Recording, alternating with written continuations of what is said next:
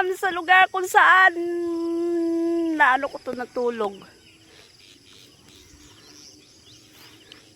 Natulugan ko to lahat dati. Mga panahon na maoy pa si Papang. Mga bata pa kami. This is my... Kung saan ako galing? Here. Ay, ito. Ito yung bahay namin dati. Diyan, sa bahay ng aking tito.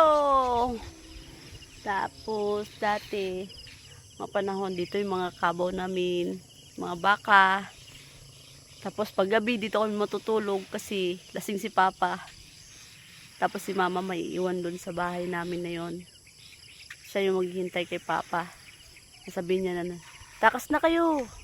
Kasi dyan yung Papa nyo. Tapos, dalhin mo yung kapatid mo, ganyan. Tapos, Mama ang daming yan. Ha? Nine, utak tamban ni Jeremy. Nibuka. Oh. Yan.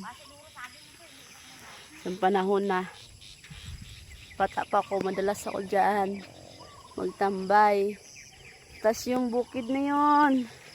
Yung bukid na yun. Yung bukid na yun. Uy, ako mdak gabi dyan. Yung bukid na yun, yun. Yung tinuturo ko. Buang ka ni mo. Tinuturo ko na yun. First na uwi ko. Unang layas ko. Makitakbaw. Doon ako umiyak.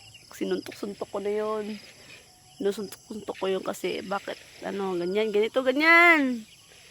Tapos after ilan years siguro, 17 or 18 years or 19, nakabalik ako sa bahay na kung saan ako pinanganak. Kung saan ako kilala ko si Papang na Prahubog.